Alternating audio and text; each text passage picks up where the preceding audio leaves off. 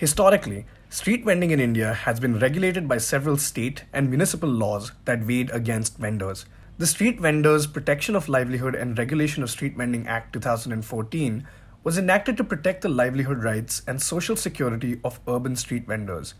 However, there are many gaps in the implementation of this act, which has made it difficult for vendors as entrepreneurs to do business, especially during the lockdown.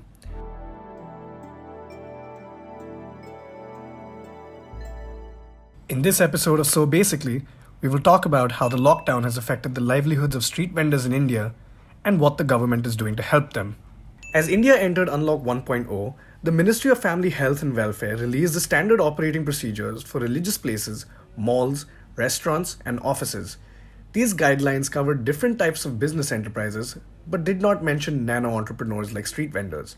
Now, let's not forget that as per rough estimates, this underappreciated group constitutes 2.5% of India's population.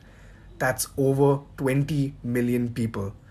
At both the center and the state levels, there was and still is a lack of clarity on the unlockdown for street vendors, and this uncertainty around the operation of street vendors has led to police to harass them.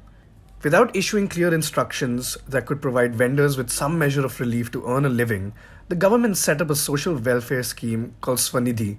The scheme aims to provide vendors with a working capital loan of up to Rs 10,000. इतनी बड़ी महामारी के अंदर भी जाकर के सब्जियां लेकर के आकर के गली गली में घूम करके बेची है उसने। उसको सिर्फ एक जुमला फिर से पकड़ा दिया गया, 10,000 रुपए मिलेंगे, वो भी एक लोन के हिसाब से। उस 10,000 रुपए से उसका क्या होगा?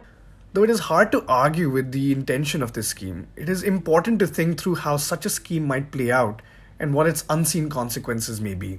The scheme clearly states that the credit facility is available only for vendors who were vending before March 24, 2020.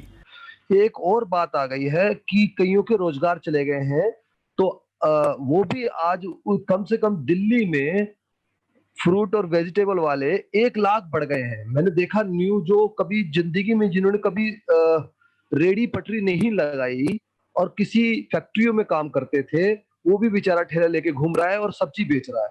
How would the scheme respond to this recent influx of people in the profession? The formation of TVCs, vendor surveys, and the process and criteria for issuing vending certificates are still dependent on the states notifying the rules and schemes under the SVA.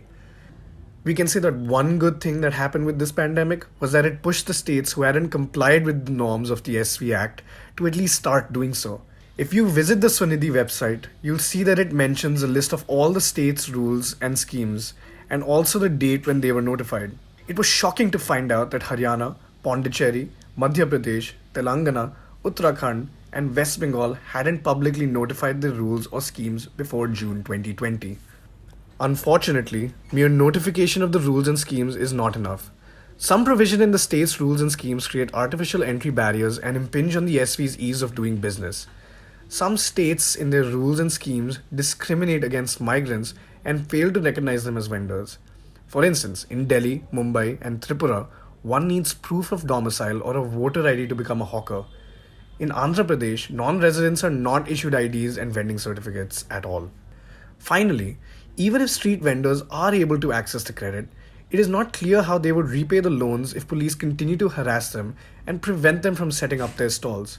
How will vendors get back on their feet or repay the loans if they are not allowed in the markets?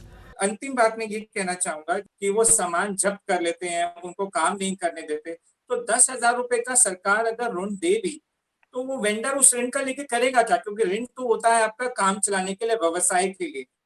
पर अगर आप vendor को सड़क पर उतर करके और व्यवसाय नहीं करने देंगे, तो फिर वो ऐसे वो ऋण लेकर के करेगा क्या? So basically, it is time for state governments to create conditions that are conducive for vendors to thrive. Truth be told, making vendors' lives easier will make all of our lives easier. For more information, visit spontaneousorder.in, and as always, like, share, and subscribe.